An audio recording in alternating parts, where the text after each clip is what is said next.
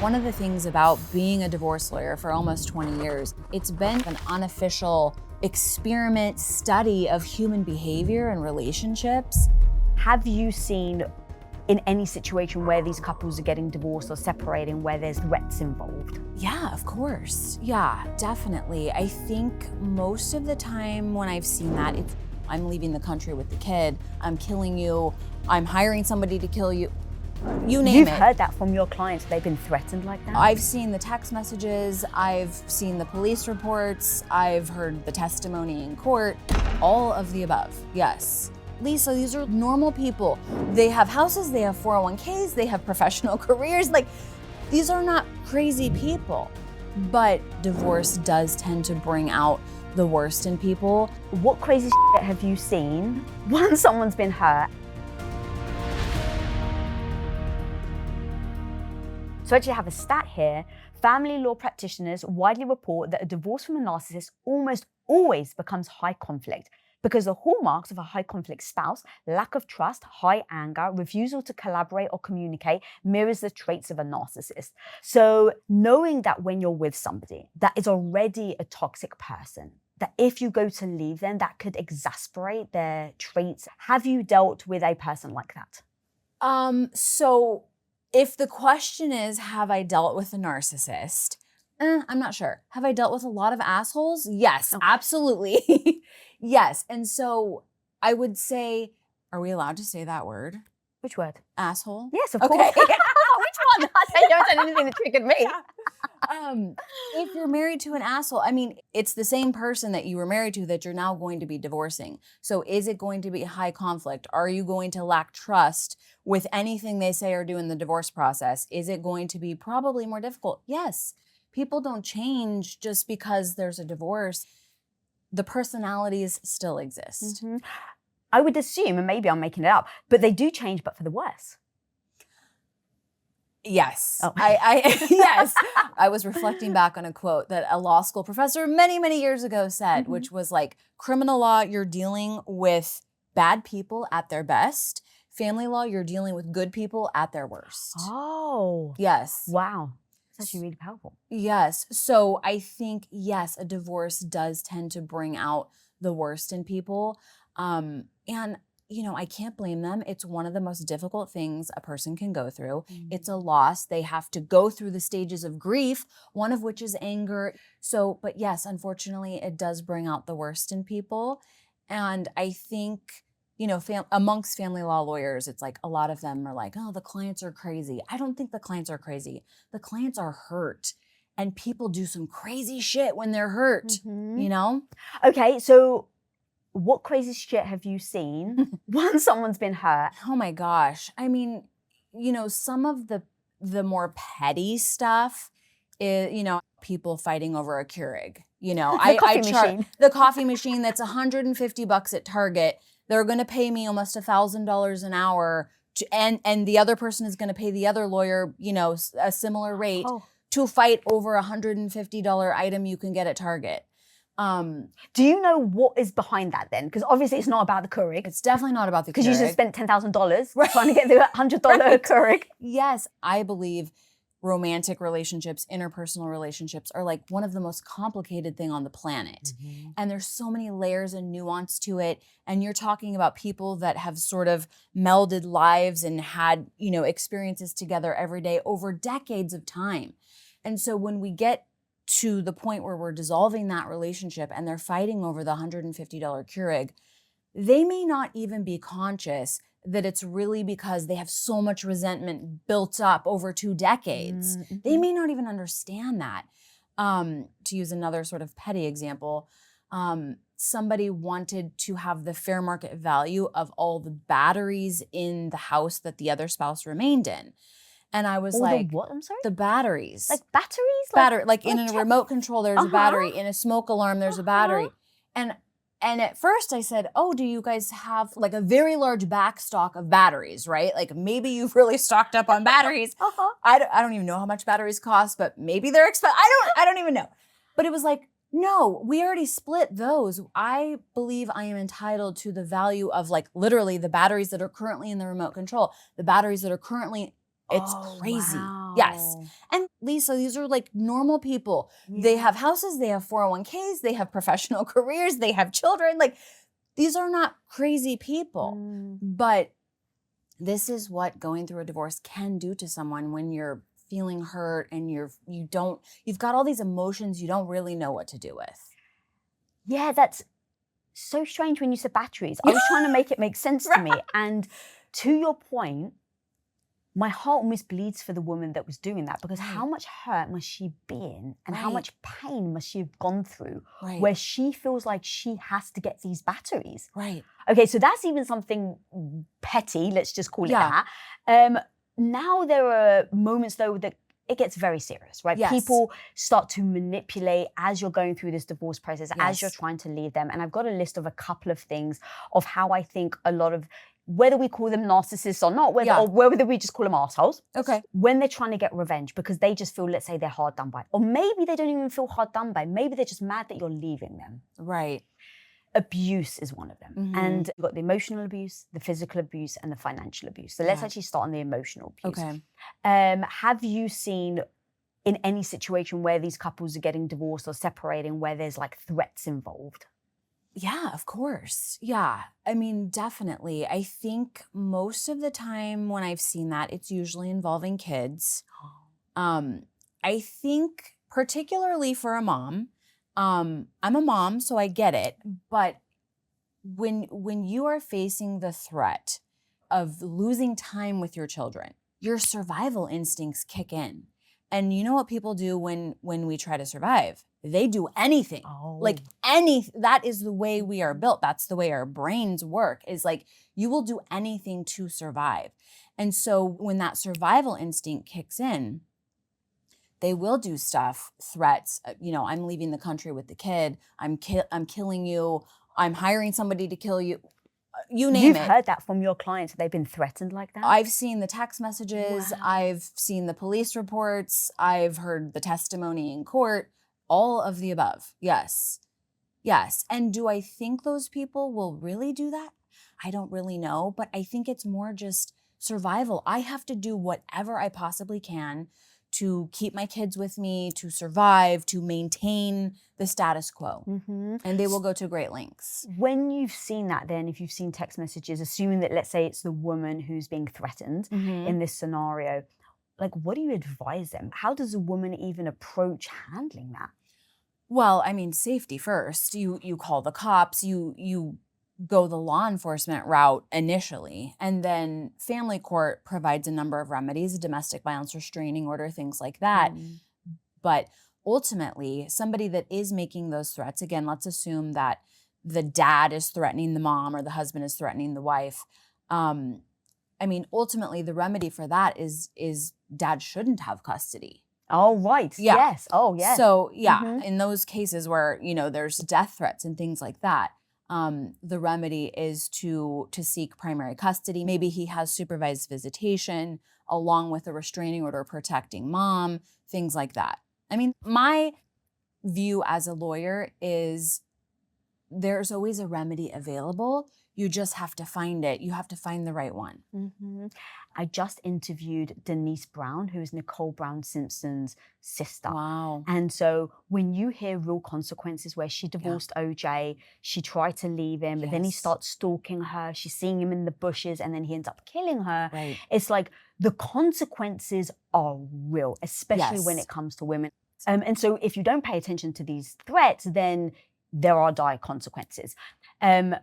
But are women, I'm not sure how to phrase this, so pardon my clumsiness, are women more easily manipulated into either taking him back or relinquishing things because of these threats, because they really do fear for either the life of their children or their own lives? To be quite honest, my lived experience as an attorney, I would say it's probably equally occurs on both sides with both genders. Right, interesting. Yeah. Okay, and so when you were saying about the threat with the children, if it's the other way round and the woman's threatening the guy, do you see the same similar behavior, or do we respond differently? I do think there's a different response. I just don't think they have that same sort of mama bear survival instinct. Right, yes. we can talk a little bit about when they're threatened with money. That might be a different conversation. Oh, okay.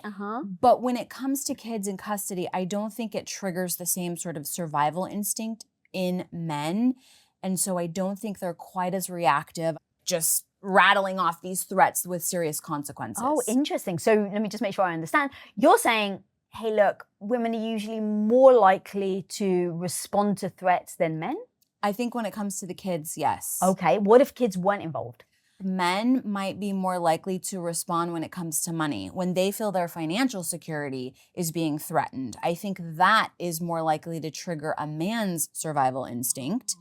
And then we see things like, if you leave me, I will never give you a dime. You know, if you take this or that, if you take my retirement, I'll take the kids. We see that kind of stuff. Interesting. So women are more likely to hold on and fight for the kids. Men are more likely to hold on and fight for their wealth and their money. I would and their say status. so. Interesting. Okay, because that was the other one, is the financial abuse. So have you found encounters where a woman has come into your office potentially and the man has like hidden the money or like spent the money or... Yeah.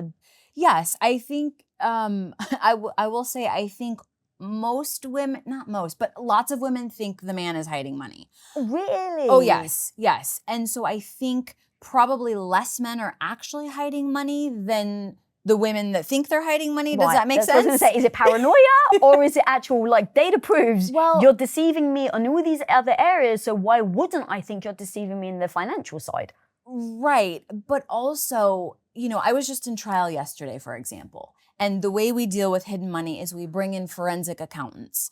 And they're like money detectives, okay? And they're going through every single bank statement and credit card and vendor payment and all this kind of stuff. Because generally this is an issue that occurs when there's a business involved. Right. Yes. So, for example, the trial yesterday, it's like wife wants there to be millions and millions and millions of dollars that she's going to find. And it's like, but the business doesn't even gross that much. Like, there's a disconnect there, I think, a lot of times when, you know, the woman wants to find so much in profits that she would be entitled to, etc., and not really understanding a business can gross a couple $1 million and there might be $100,000 in profit. Right. Right? What I always tell my clients is like, no matter what happens, I want you to walk away.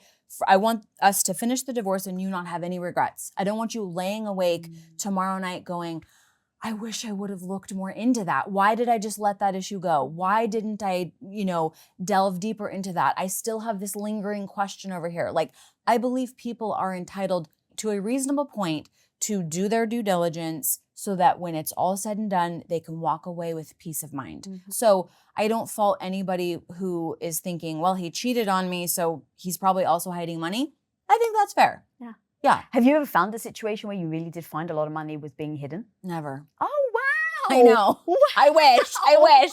But I mean, look, I think that's, the honesty is actually very important, right? Because it goes to show that, how long did you say you've been doing this for? Almost 20 years. Right, so almost 20 years that you've never actually found it. It is actually quite comforting. Yeah. To go, okay, maybe people aren't as nefarious I really think they are. Yeah, never. Because it's hard to hide money from a forensic accountant. Right. But never in 20 years and over 2,000 cases have I ever had a case where we found the pot of gold. Yeah, makes sense. Thanks for explaining that. Okay, and then we've got, so this is still how someone that is nefarious may try to get revenge on you. We've gone through emotional, financial, and then physical. One of the things that I'm hearing a lot recently is stalking. Yes. And so you're trying to get divorced, you're trying to leave this person, and they are just outside your house and they're calling you and they're texting you on social media, following every movement. Talk to me about that. Have you seen it and what have you seen? So I think it's actually gotten easier than ever to stalk someone. Just even with our phones, it's like you can have people's locations. With social media, people are posting things, you know where people are. So I think with technology, it's made stalking easier. I will say, I represent, you know, high net worth people, and I don't see them stalking people. Oh, interesting. I mean, I think they're too busy. You know, they're working. Yeah, but I mean, the example I just gave though with OJ is OJ used to stalk his ex-wife all the time. That's true. And so, look, maybe there's obviously a lot of more components involved. Right. I mean, we know how that ended. Yes, so exactly. he's a psychopath. Yes. Yeah. So now thinking about at 14, I was like, of course OJ's innocent. I mean, you've seen his movies. He's so Yeah, funny. yeah. I didn't know any better. And so now when you go high net worth, I'm like, I'm not getting fooled by that.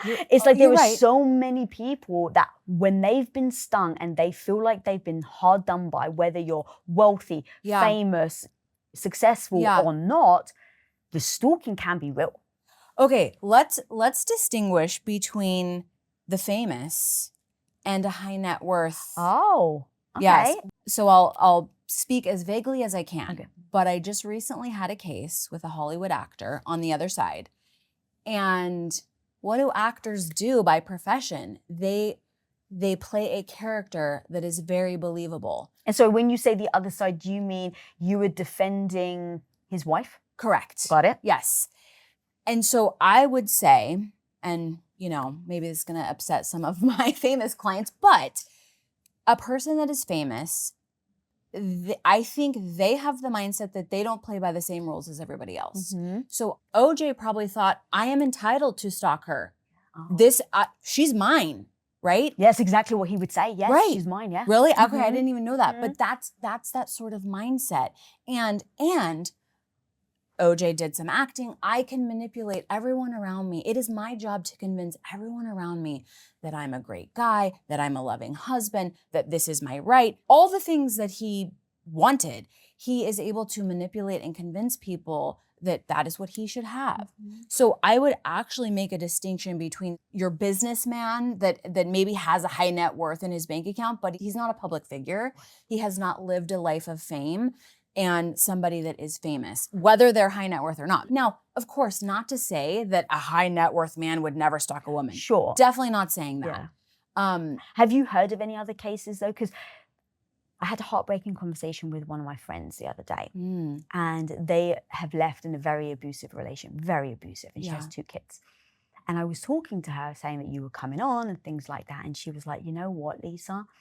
She's like, if I knew how hard it was to leave him because he's stalking, he's manipulating, he's trying to take the kids away, like the financial abuse, he's doing everything we've just spoken about. She's like, I may have stayed.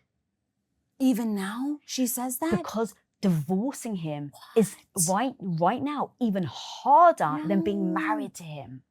So that's why I'm asking about stalking, because how many women, like it's that manipulative revenge tactic that I hate to say a lot of guys do. Yes. And the woman feels so threatened that they end up going back. In fact, Nicole, not to kind of keep bringing her up, but Nicole Brown Simpson actually did the same. She went back to OJ because she's like, he won't leave me alone. I may as well go back. Right. So I was just wondering how many, if you've heard of any cases where women are just like, this is too fucking hard. Yes. Like, it's easier for me to go back. I definitely have had those cases. And to those women, my heart absolutely goes out with that to them. And I want to just say, yes, there's going to be some pain in the meantime, but we're going to do everything we can to protect you physically. We're going to set you up for success emotionally, spiritually, all the things. You got to just hang in there for a little bit and get through that divorce. Eventually, it does stop. I wasn't really planning on talking about this, but I have been stalked before by a client. Shit. Yes, by a client. So sorry. Holy crap. And it was terrifying. It was awful. It was probably one of the most terrible things I've experienced in my life. It went on for 3 years. Well, were they your client? Yes. Oh God. Yes. Because they didn't think you did a good enough job? No. So I become very connected to my clients. And he was actually not even my personal client. He was a client of my firm. But, my face is everywhere and my name is everywhere. And he believed there was this big FBI conspiracy that I was actually meant to be his wife and blah, blah, blah. It was pretty wild. I think there was mental illness involved, plus some maybe recreational drug use, etc. But in any case, I know what it's like to be stalked, and it is terrifying. And it feels like it's going to ruin your life. I personally felt like I had to hide. I felt like I was in a straitjacket because I didn't want to do I never posted on social media. I didn't want to do anything. I didn't want to go anywhere. It was wild. And when it first started occurring, I said, I'm just going to ignore it. It's going to go away. I didn't want to deal with it. I didn't want to recognize it, all these kinds of things. So for a woman who is like, it's just easier to sort of succumb to this. I mean, it's just easier to stay married, even though the marriage was miserable. But that is just soul killing on a daily basis. So I would say you go through the pain up front, and it is painful. Divorce is painful. Stalking or no stalking, it's a lot of pain and a lot of heartache and a lot of anxiety. But you just grin and bear it, and you get through it so you can get to the other side and you can design a whole new chapter of life. Yeah. Coming up. So many people, when I say, when did you know that maybe this wasn't gonna work? And they're like, before I got married. Oh, shit. Yes. Ladies, I grew up thinking money was either something that you figured out or you really didn't figure out. Nobody teaches you how to actually understand it. So for years, money felt emotional, stressful when I avoided it, and empowering when I finally looked at it right in the face. And that's what I love about Monarch. It puts your accounts, savings, investments, and spending just in one place, so you're not building your future from a total fog. The AI Weekly Recap can flag spending spikes, upcoming expenses, and shifts that you might have missed. And you can ask questions like, can I afford this trip without touching my savings? That clarity changes how you make decisions, because financial confidence isn't about being perfect. It's about knowing the truth, then choosing what happens next.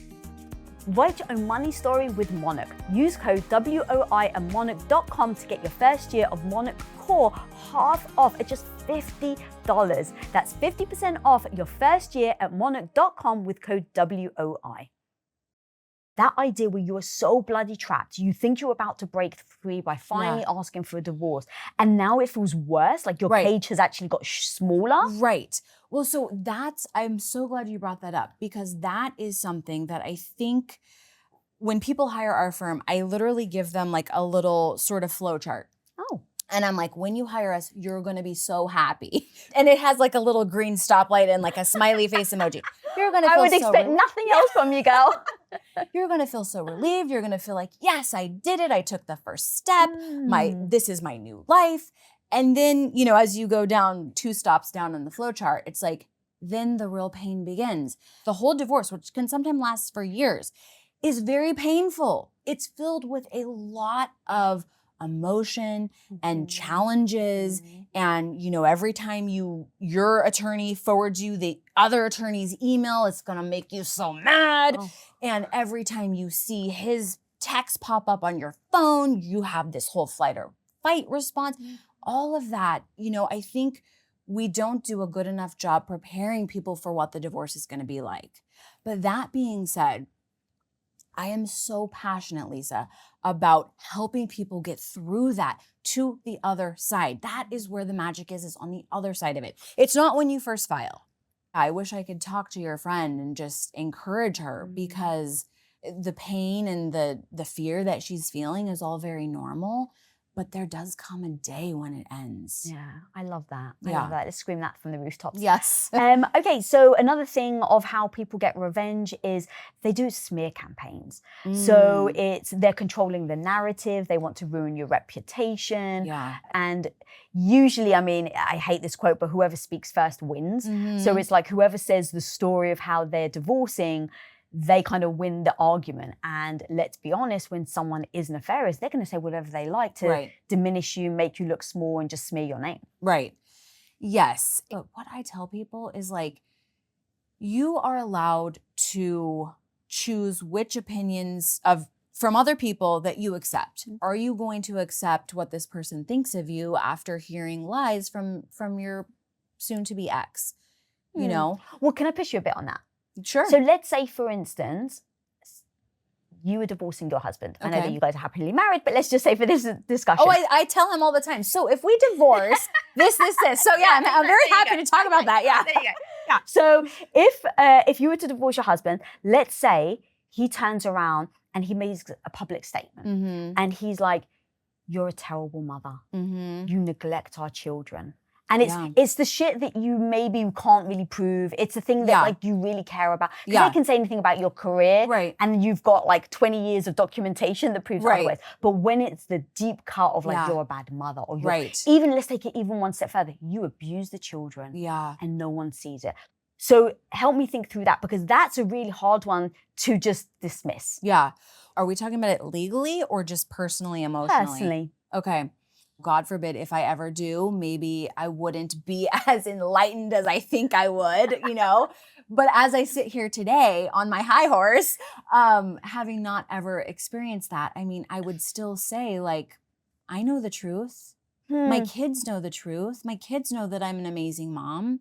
If it happened today, like, we've gone 22 years of great parenting, great teamwork with each other. Like, he can say whatever he wants. I know the truth. All right. I fucking love that. I wouldn't be as cool, calm, and collected. I'd be like, no, Okay. I'm not. I'd be like crying and trying to prove the point. So let's say now the legal side. So he's spreading these rumors about you, and now you're going to court, and that shit isn't true. Yeah. So like posts on social media, that's where this sort of comes up. None of that is admissible. If somebody is continually doing that, we get orders that they don't do that. Almost every single custody order has a provision in it, just as a standard, that you're not allowed to talk negatively about the other parent. Oh. So that's pretty easy to just nip that right in the bud. We bring that to court and say, he is violating the order to not speak negatively about me. Oh, okay. So right? you can do that. Yes. Oh, that's great. Yes. It's when I said earlier it's not admissible evidence. It's not admissible evidence to prove that I am abusive. Right, correct. Yes. You can basically say it as he's using this as a smear. Right. Got it. Yes. Got it. And violating a court order. Oh, yeah, very true. Yeah. Okay, and then the next one I've got is blame, fault. They play the victim. So when, let's say you're the one that caused the divorce, you play the victim. Mm-hmm. Have you seen that? Of course I've seen that, because it is a mixed bag of so many different little moments and nuances and little paper cut, death by 10,000 paper cuts. So yes, people come to me all the time and it's like, well, I'm getting a divorce because X and he did X and I'm the good one and he's the bad one. And yes, I see that all the time. Curious then, when they come to you and they say that, can you tell when someone's being truthful or not? Yes, I believe I can, but it's their truth. They believe this is true. Oh. It's not, I rarely have the experience with my own client where I'm like, okay, they said, they were divorcing because of X reason, and I am judging that as a lie. I rarely, if ever, have had that experience. One of the things about being a divorce lawyer for almost 20 years is like, it's been sort of an unofficial experiment study of human behavior and relationships. And so when I'm talking to a client and they're saying, this or that, and I'm the victim and they're bad, like, I get it. I get where they're coming from. And that's their truth. And I respect their truth, because that's my ultimate goal for them is, look, I know you're feeling really hurt and maybe you're feeling like you're the one that's wronged, but like, is that going to serve us in this process? My job is to make sure we get the best possible outcome, and maybe this perspective might serve you better so that you can get through it and then go on to design the next chapter of your life in the most beautiful and fulfilling way possible. Because I was just thinking, and I don't know, so I'm just going to pretend this scenario. I'm you. And a guy comes in and he's telling me this horrendous stuff about his wife. Yeah. And he wants a divorce. And I can see it's bullshit. Let's just say I'm getting the senses. Okay, yeah. Do I still defend him or not? So when you say defend him, I'm taking that to mean like legally defend him on those points. Yeah, so let's say you see it's bullshit. Maybe he's the perpetrator of this scenario and they go into court and he's trying to take her for all the money. And you're like, dude, you're actually the one that did it wrong. Yeah, no, I don't. So I find another way. Maybe he says, I want to pay like the most minimal amount of child support. Right. I go, what is the goal? There's a better way to get to your goal than what you're telling me we should do. Yeah. All right. So I'd actually love to move on now. Okay. To the causes of divorce. Okay. So I pulled up a chart. This is actually according to the IDFA, which is the Institute of Divorce Financial Analysis. And this is in order of percentage. So we've got number one, which is basic incompatibility. So it's incompatibility in a bunch of things, like you're incompatible emotionally, financially, things like that. That's at 44%. So that's pretty high, but doesn't surprise me. Does that surprise you? No. So many people, when I say, when did you know that maybe this wasn't going to work? And they're like, before I got married. Oh, shit. Yes. And I think that's the incompatibility piece. And you're like, yeah, I saw it at the wedding. Yep, I spotted that at the wedding. Okay, so now I actually want to go to number 2 because these ones are the ones that become really fascinating. So number 2 is ding, ding, ding, ding, cheating. Yes. At 22.4%. So talk to me about that. How many couples have you seen? That's why they end up in your divorce. So that's an interesting one because I believe that cheating is a symptom of a bigger problem. It's not the problem standing alone. So yes, do I talk to lots of people that have experienced infidelity, both like they've been the infidel and they've also been betrayed? Yes, of course, that's a big problem. But do I agree with it as being one of the leading causes of divorce? I don't. Interesting. Assuming though that they did, let's just say for argument's sake, do you find that maybe I'm projecting, but do you find that is one of the high causes that people want to retaliate and get revenge because they cheated? I think that kind of betrayal causes such deep hurt that certainly can spur a pretty healthy case of revenge. Yeah. Do you ever give advice to people, like from a personal standpoint? Like if someone came, Yeah. So if a woman came in and was like, look, my husband cheated on me like 3 times. Yeah. Like I keep threatening to leave. Yeah. And then they're in your office. What would you say to them? So I would say, okay, how likely do you think it is going to be that you could feel so like strong in your heart of hearts that he's never going to do this again? Because the other thing too is it's not fair to stay together and then punish the other person forever. Yes. Like that's not healthy either. It's a nightmare for both of you. Right. So it's like, how likely do you think it's going to be that you are going to be able to let go of a person that has cheated 3 times? You're never going to question that he's going to do it again, and you're not going to want to punish him forever. And it's like, well, yeah, probably not. It's like, okay, let's not kill our soul every day. Let's move on. But yeah, if I didn't ask those questions and sort of talk to people on a personal level like that, I feel like I would be doing them a disservice. Yeah. The reason why I asked about the 3-time cheating is that I was trying to pull up cases that a lot of people may know because I feel like that's more relatable. Okay. So Khloe Kardashian and Tristan.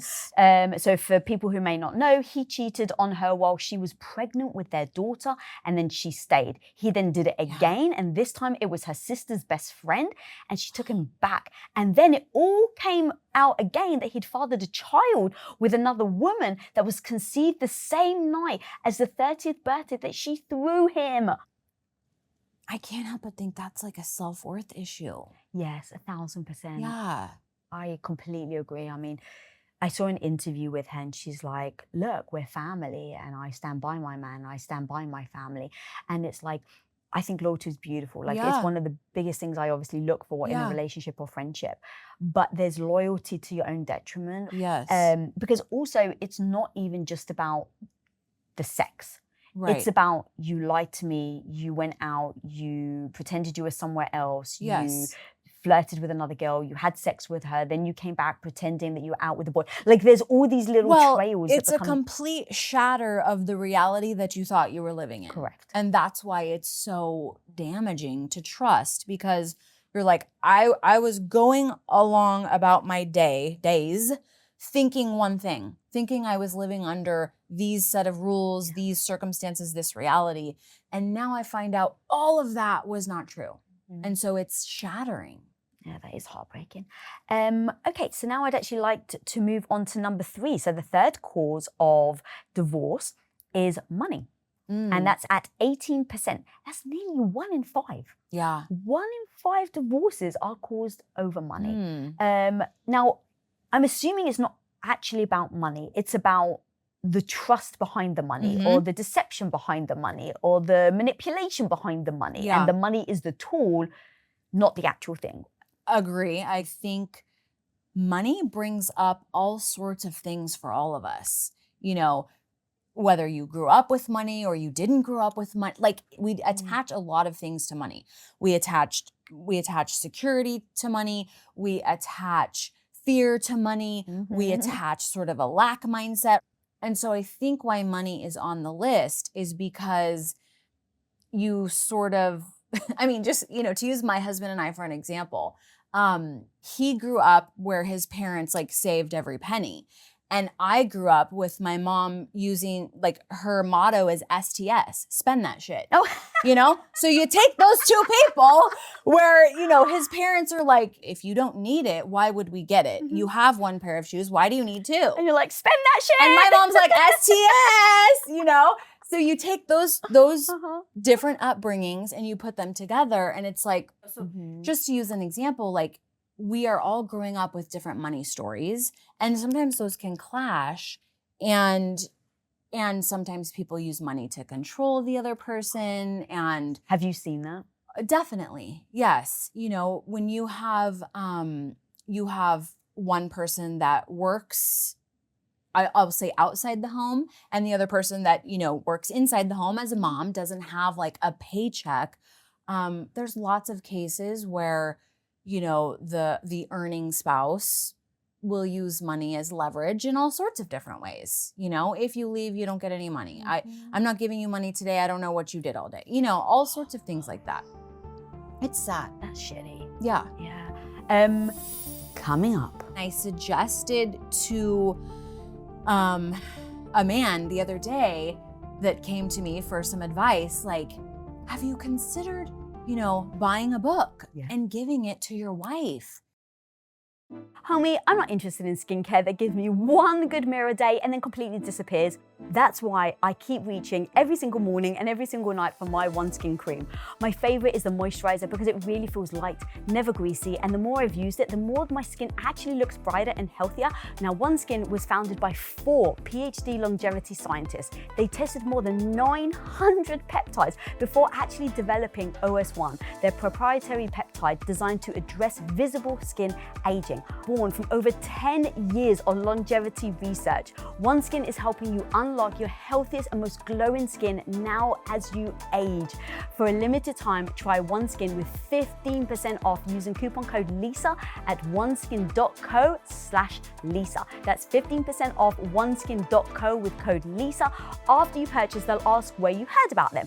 Please support our show and tell them who sent you.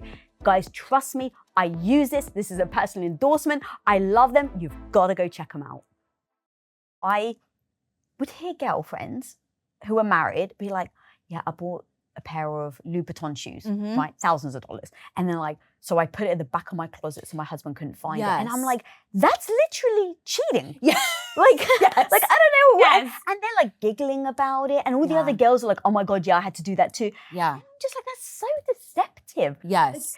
And so for me, my husband, I was a stay-at-home wife for 8 years. Okay. And I hated the feeling that if I wanted to buy something, I had to ask him for permission. So one day I just told him, I was like, babe, I feel like a child. Like I have to go to my parent and I'm asking you for permission for me to spend $10. And he was like, all right, that isn't good. I don't want you to feel like that. Let's come up with a system where you feel like you are earning half of my paycheck. Because he's like, babe, you are. Yeah. So we ended up coming up with this little, and I still have it to this day. It's this piece of paper that I've handwritten. And then I put our spending money. Okay. And if I went to Blockbuster and I chose a movie that I wanted, that $3.99 went on my side. Yeah. That idea of, this makes me feel a certain way. This isn't healthy. Therefore, we need to come up with a different strategy so that we don't then become resentful. Because I've heard so many couples become resentful over money. Yes. See, this is, I think, at the crux of this problem, the friends that are hiding the Louboutins in their trunk. It's avoiding the difficult conversations, which, again, nothing good comes easy. If you want to have a good relationship, you got to have those difficult conversations and work through it and come to solutions. Okay, and so now moving to the next one, which is abuse, and that's at 12.4%. So we talked about earlier how when you're divorcing someone, they can abuse you through the divorce proceedings, but really this is about abuse on that, how much it actually causes people to leave. I have some stats here. So on average, 24 people every minute are victims of physical violence, rape, or stalking by an intimate partner. That's over 12 million people per year. So when you think about that, I hate to think about how many people are not leaving. Right. Yes. And then one other stat I have is the National Domestic Violence Hotline states that on average, it takes victims 7 times to leave before staying away for good. Yeah. Have you ever had cases like that you've dealt with? Yes, I've definitely had cases where there was abuse. Do you mind sharing any? I'm going to approach this issue from maybe a different perspective than you're expecting, because I think, I don't know. So let me just start off by saying I haven't walked in those shoes, but I think it's so important for women to have resources on their own, to have their own job, to have their own money, because I think a lot of times one of the reasons that they don't leave is because they don't have the resources to do it. And they're scared that they're just going to be left on the street. And that's sort of from a financial perspective. I also think when you have sort of your own identity, and maybe your own career, your own job or whatever, I think it leads to more emotional strength to also be able to leave. So I would just say, like, for these women to empower themselves with financial resources, with emotional resources, with whatever resources they need to sort of, pick themselves up by the bootstraps and be brave enough to do that. Before you move on, I think that one important note, because I know my community very well, a lot of these relationships, they don't allow them to do that. They don't allow them to go out and have jobs, you're right. and go and have their own bank accounts. And so it's not even that they've been a good point. Eroded so that they don't. It's the fact that they can't. They're not allowed to. No, that's a really great point. I'm glad you brought that up, because yes, I have also seen that too. And then it's sort of also used against them, Right. I'm not allowing you to work. Oh, but you bring nothing to the table. Yes. They change the narrative that suits them. Yes. Yes. So have you got any stories that maybe you can help us kind of think through or see how it was navigated? Yeah. So for example, in California, the standard is very low. If you get multiple text messages that you don't want from your partner, that's domestic violence. Oh. The standard That's in California. really bad. It is. Because then you almost won't take a woman seriously when it's really life-threatening. Right. Well, yeah, it's so low that many people use it as a strategy instead of a true remedy for a real abusive situation. Just to sort of get into the practical aspects of it, you can literally walk yourself down to the courthouse without a lawyer. There's somebody there to help you do that, and you can get that done. Now, what I always tell people, though, is it is just a piece of paper. That's the scary thing. And so it does allow you to call the cops if this person comes within 100 yards of you, or whatever those specific orders might be. 100 yards is sort of a standard one. And the cops will arrest that person on the spot. So it gives you a little bit more legal protection, but it is still just a piece of paper. Yeah. What about animals? Because that was one thing. I was interviewing a psychologist, and she was telling me about her own personal experience where her ex was threatening her. And they were threatening to kill her cat. And so she was like, there's no law that protects my cat. So she moved to Nevada, where she legally got a restraining order for her cat. Just for the cat? Just for the cat. Because she was like, you're not fucking touching my cat. Put the cat in the car and drove to Vegas. Well, good for her. I know, I love that story. Okay, so one actual case that I pulled up is Denise Richards and Aaron Viper. So for people that may not know the situation, in 2025, actress Denise Richards was granted a 5-year restraining order against her husband after he was arrested on spousal abuse charges. The judge didn't mince words. He called it, quote, pretty classic domestic violence. And when the defense tried to bring up her past, her Playboys, her OnlyFans, the smear campaign that we were talking about earlier, the judge just shut it down cold and says, that's not a defense. Yeah. I fucking love that. Yeah. So talk to me about that, because it kind of brings in a lot of things that we spoke about, where there's this abuse, you're getting a restraining order, but then they're trying to use your past to discredit you. Yeah, the judge is correct. Like, that's not a defense. I could safely say almost any conduct by the victim of domestic violence isn't really any conduct outside any particular incident, right? Got it, yep. Like, so their past is not relevant. Well, especially like she was appeared in Playboy. Yeah, what has that got to do with anything? It has nothing to do with anything. anything. Even with OnlyFans, even if you hate OnlyFans, it's got nothing to do with anything. Right. In fact, going back, I never thought I'd bring her up so much, but going back to Nicole Brown, when OJ was on trial, they would say that Nicole was a party animal, that she was sleeping around and she did drugs. Right. Who fucking gives a shit? Who cares? Let's just say that's true. Right. Even though it was bullshit. Right. Let's just say it's true. Right. She was sleeping around, doing drugs, all of that. Doesn't matter. Who cares? How does that fucking justify murder? Right. It's like when people are like, you got raped, what were you wearing? Yeah. It shouldn't. Right. I was nude. Yeah. Doesn't fucking matter. Right. I mean, to be honest, I kind of think that's just bad lawyering. Yes. I really do. I feel like, if you have to defend against something, you can find a better defense than that. Or like, let's just say in Denise Richards' case, like it was, as the judge said, it was very clearly spousal abuse. I mean, and there's good evidence of that. At that point, if you're representing husband, you just talk to him and you go, look, this is definitely going down. Like this is domestic violence. Why don't we just settle? To me, that's bad lawyering. Yeah, agreed. This is hard for me to say out loud because I'm always just such a woman's woman and I want to have women's backs all the time. But I don't want to be blind to the fact there are women out there that will be abusive to men as well. Originally, when the whole Denise Richards story came out, people were saying actually it's dual. Like she's abusing him as much as he's abusing her. Have you ever seen cases like that? And then in that case, who would actually win if it is both parties being abusive? Then they will both get a restraining order against the other. Oh, okay. Yeah. If there's actual evidence that both parties committed domestic violence, the judge will put a restraining order on each one of them. Okay. Doesn't have to be one or the other. Yeah. Fair. Okay, so now on to the next one. So number 5 is addiction, and it's at 2.5%. You had mentioned it earlier, but I think it actually applies to this as well. With addiction, it sometimes is a lot of other things involved. I know addiction with alcohol and drugs does exasperate certain behavior. So if you are physically abusive and you drink and do drugs, it's going to exasperate that behavior. Right. So roughly 1 in 3 divorces involve a spouse with a drinking or drug problem. Yeah.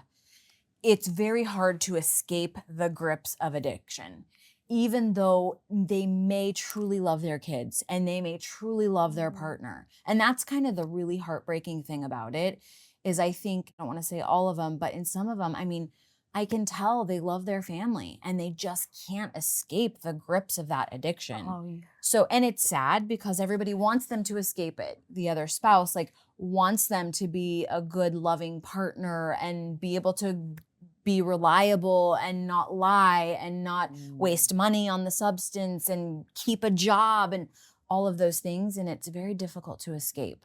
How does that then transpire? So is there any knock-on effect? So let's say they're an addict and that's why they've been abusive. Like, are they more likely to retaliate if they're, or you haven't actually seen any correlation? I mean, I literally just actually had one yesterday where the team we were going through all the cases and the team said, oh no, they're getting back together.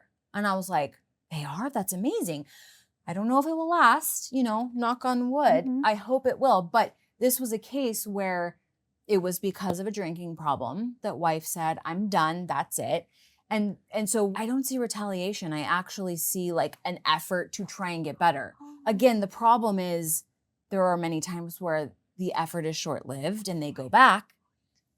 But I can't really, off the top of my head, I haven't really seen too many cases of retaliation. That's actually really nice to hear. Yeah. I didn't expect you to say that. So is that one that you see quite often where they do go back? So assuming that each of these cases, they come to you originally and then maybe they take it back. The addiction. Oh, it is. Yes. Yes, that's the one where I do see them going back, and it's heartbreaking because that's when I have the conversation okay, well, we've gone down this road now multiple times. How likely do you think it is this time will stick? And generally my experience with substances is they kind of keep getting worse. Like worse as in escalate in the type of substance they take? Or maybe the amount. Or right. maybe they used to be, let's just say a functioning alcoholic and now they can't even keep a job type of stuff. The use and sort of the consequences of the use seem to escalate as time goes on. Yeah. And do you more than often than not see that it does end up in divorce, or it does end up they're able to overcome it and stay together? I would say more often than not it ends in divorce. Yeah, it's sad. Yeah. I mean, that one is really sad because it feels like in a lot of those cases, they really actually still love each other. Oh, right. Yeah, that's why it's devastating. That's interesting. I never thought. Whereas cheating is one of you did something to the other. To the other. Yeah. But addiction is more they just can't get it together. They have the problem. They have the problem. But you're dealing with the consequences of their problem. Yes. Very clear. Yeah.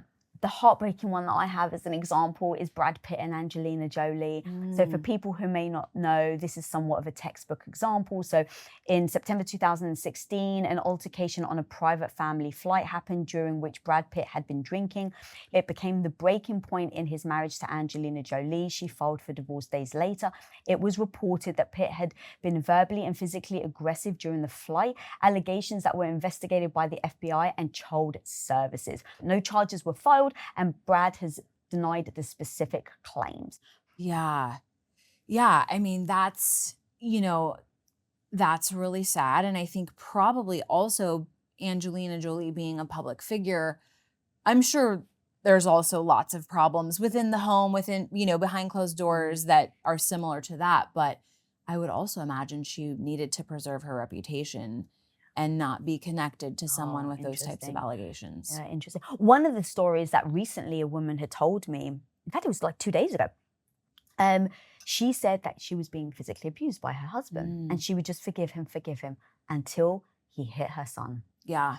That is and it was like, the breaking you point. Fucking crossed the line. Right. Like, you hit our child, no, I'm out the door. Yes. I can withstand this, but when it goes to the kids, that's where I draw the line. Have you seen that much? I have seen that, yes. And that is oftentimes sort of the straw that breaks the camel's back. I've seen that a couple of times where it's like, okay, I'm done. Have you ever seen it in the reverse where it's the woman that was physically abusing? You have. Yeah. I have a case right now that is that. And, that's an interesting one because men have a hard time admitting that, because just society tells us like men are bigger, faster, stronger. And if they have to even talk about or admit that they were actually physically abused by a woman, it's very hard for them. Yeah. Like, abuse is devastating either way, but it also is sort of like a hit to their ego, a hit to their masculinity. It's, I think there's a little bit more that goes with it. So I don't think they always report it. Yeah. One other one, which you caveated it, but I saw a video of you and you caveated it by saying, we don't know if it's true, but it's an interesting rumor of Nicole Kidman and Keith Urban with a cocaine clause. Oh, yes. Yeah, in their prenup. Yes. Yes. Yeah. One, prenups are not public record, so we can't go pull the prenup. Okay. They're not filed with the court. 2, I know California doesn't really allow lifestyle clauses. Now, granted, I don't think they're in California. Can you explain what the cocaine clause is? Of course, yes. It's something like if he does cocaine during the marriage, he has to pay her X amount of money. Something like that. Or if he doesn't take cocaine, he gets a bonus. Okay, yes.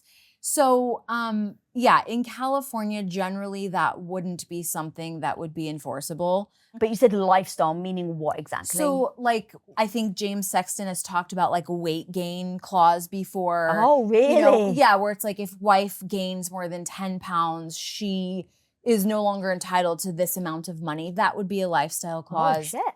And so it's not legal in California? In California, that would not be enforceable. But it is legal elsewhere? I don't know. I need to tell every woman never to fucking sign that contract. I know. Why did you sign the contract? The second your man puts, if you put on weight, done, rip. So glad I saw who you were before I got married. What the fuck? I know, right? Yeah. But also something that maybe we can relate to a little bit more is cheating clauses. That would also be considered a lifestyle clause that generally would not be enforceable in California. Huh. Mm-hmm. But in general, those types of clauses where you're conditioning behavior, that may be a better way to phrase it. Okay. You're conditioning behavior and tying it to a dollar amount, whether you either get a bonus or you miss out on some dollars. Generally in California, the court frowns upon that. Yeah, I mean, I wouldn't want to force my partner to not do drugs because they're going to have to pay me. Right. Hopefully they just don't do them anyway. That's never going to fucking work, right? We all know that. And those types of consequences never work. They have to want to heal, but they have to want to give up the drugs. Yes. So that was crazy. Yeah. All right. So now moving on to the last one. Number 6, which is parenting issues or parenting arguments, and that's at 0.6%. Yeah. I do see a lot of conflict over parents who are not aligned on how to raise the kids. Mm-hmm. And when you don't have that, it can cause a lot of conflict. Mm-hmm. But to the point of divorce, huh? Yeah. And actually where I really see this more so is in adult children. You know, I have a case right now where it's like mom still allows the adult children to live in the home, not work, and just lay around all day. That drives dad insane. He's like, they're adults. We paid for their college. At the very least, make them pay rent. They're in their 20s. That, you know, that's the kind of like misalignment that can cause a lot of conflict. So that was the list of the main reasons people get divorced. Is there anything that we haven't mentioned where you're like, oh, but this one? You know, just in the past couple weeks, and maybe this will resonate with some of your audience, is we have so much information available to us, and we all have this sort of desire to find ourselves, to heal ourselves, to do all these things, right? So I'm seeing a lot of like, it's not you, husband, it's me. I just don't want this anymore. This is not the life I want anymore. Like, you're great. Thank you for the amazing life. Thank you for the kids. Thank you for X, Y, and Z. I'm done with this. I've been seeing that a lot lately. And is that a symptom of really empowering women to actually look at themselves and what lives they want and encouraging them to go after it? Or is it now becoming somewhat detrimental to relationships because women now are giving less fucks? I think both, and I think a third as well. I also think, you know, women are working more than ever. We have more resources than ever. There is not as much need. I mean, I believe like the masculine and the feminine need each other. I think that's the way God created it to be. But practically speaking, in terms of resources and money and being able to function in life, women don't need men as much anymore. So maybe when you were really young, your parents taught you like, find a man, he should provide for you, he should do this, he should do that. You got to have 2 kids, you got to get the house with the picket fence, da-da-da-da. And women did that, and then maybe they got a career of their own. Maybe the kids are a little bit older, and they're like, the picket fence just really doesn't make me as happy as I thought it would. We raised kids together, that was great. I have my own money. I don't really need his money. And I just want something different for myself. Fourth one then. Yeah. What if it also is perimenopause and menopause? Oh, I think that's... Have you noticed that? I have. Have you? Yeah. I was kind of scared to say that. But like... Why? I don't know. Because I'm not a doctor. And my personal research is very in the preliminary stages of this. But I think you do get to this point where you're like, I don't really like him anymore, and I don't give a fuck, and I just want to do my own thing. So yes, I absolutely think that hormonal changes definitely are playing a role into this. But I'm not a doctor. I don't know. Yeah, I mean, look, because I'm so openly, I talk about perimenopause all the time. I literally to like the cashier, they're like, how are you? I'm in perimenopause too. How are you? Oh my gosh. I'm like, tell everybody. But a lot of my friends have said like, they used to be happily married, and it's like the way he breathes, I want to strangle him. Like, poor guy. Like the poor guy. Which, like, I'm 47, so thinking about the messaging is, you know, you get married, you have kids, your service of the husband. So when you think about, you've been taught this, the world has changed, your confidence has grown, but then you go into perimenopause, your husband breathes too deeply, and now you're in your office saying, I want a fucking divorce. That's right. Like, it's almost like, all right, calm down. Let's take a breath.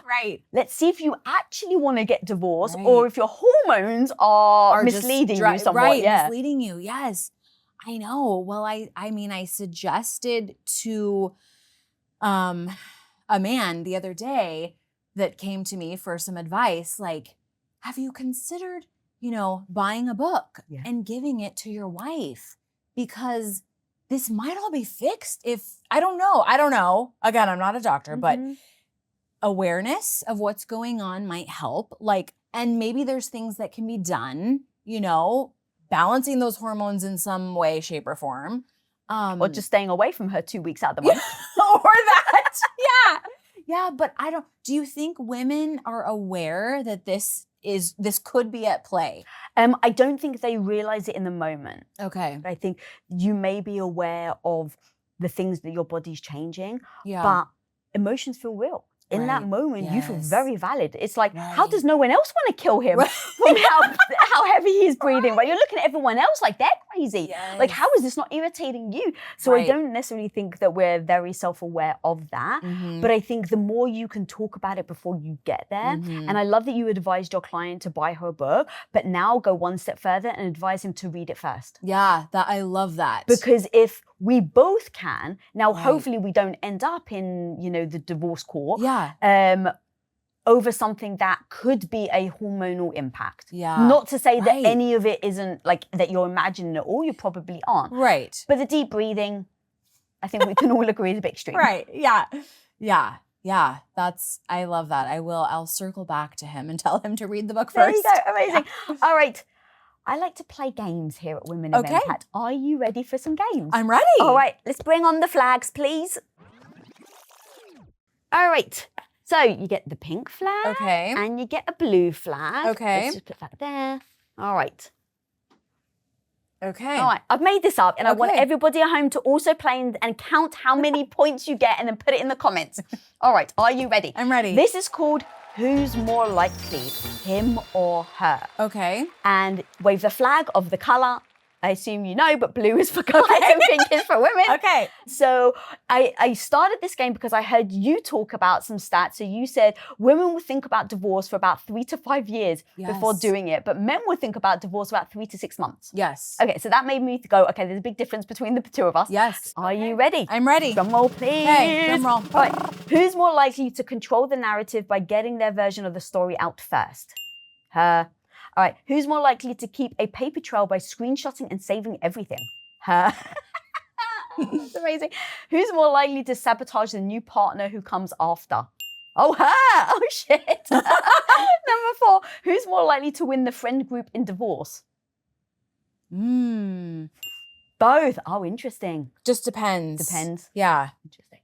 Okay. Yeah. Who's more likely to refuse to accept it's over? Him. Interesting. Well, because the woman has been thinking about it for Oh. 3 years. And he's like, what are you talking about? Yeah. 3 months ago. I was blindsided Oh, okay. when she probably told him 500,000 times. That she was unhappy that things Yes. need to change. Mhm. Yeah. Who's more likely to weaponize therapy to go just to look like they're reasonable? Well, objection, compound question. Oh, yes. Go for it. Who's more likely to weaponize therapy? Women. Okay. Women. Who's more likely to go to appear reasonable? Men. Sometimes they just go to check the box. You objected to that. That was so funny. And number 7, who's more likely to spend more time plotting than grieving? Oh, her. Yeah. All right. Ding, ding, ding. Game Yeah. over. That was That a was lot fun. hers. I know. Well, but not, hopefully people don't take it all negative. I want to know the truth. Yeah. Like I said, I fucking love women. I'm a girl's girl. Yeah. But I still want to know the truth, even if it puts us in a bad light. Because if that's really true, Yeah. like, let's just own it, ladies. Yeah. Let's not judge ourselves, but let's own it. Right. But, I think women are just kind of smarter. The question about like who will screenshot and plot and all that. I mean, women do that, but if I'm representing them, I really appreciate that. Oh, right, yeah. It's a great way to stay organized and make sure that we're crossing all the T's and dotting the I's. Yeah. Amazing. That was a Oh, fun well game. done. Yay. I'll take the pink one from you. Girl, this has been insanely amazing. You're speaking to women right now. What is that one thing that you feel like they need to hear, whether they're married and considering getting a divorce, whether they're in the middle of the divorce, or whether they're just right after and they're still raw? Women are powerful. And I think life can beat us down. And, you sort of wrap all your identity by design or by accident in your kids and your husband and serving other people. And a couple decades go by and you just don't feel as powerful as you truly are. So I think I would just remind your audience of how powerful they are and that they can accomplish anything that they want. Hells yeah. Holly J. Moore, girl, you're amazing. Where people can go deeper into your world and find out more about you. Yes, I'm on Instagram, Holly J. Moore. I own a law firm, Moore Family Law Group. And so, yeah. Hell yeah. Guys, I am reading your comments. I'm looking at what you guys are looking for and need in these conversations. And I really, really hope that we did not fail you today. Honestly, Holly is just such an incredible human and is doing such amazing work. But I know so many people out there don't have the resources to hire a Holly. So her coming on and giving you guys advice really, really, truly, I hope that it brought so much value to your life. No matter what, whether you get divorced or stay or anything, remember what she said. You are freaking powerful, and don't you ever forget it. Guys, thank you so much for joining. If you're not subscribed, smash that subscribe button down there. And until next time, be the hero of your own life. Peace. It was so much fun. Yes, it Holy was. shit. If you want to know exactly what a narcissist will do when you actually leave them, then you must watch this conversation right here with the #1 divorce attorney, James Sexton. I've heard a lot of men, they get caught cheating and they say, this is a mistake. It meant nothing.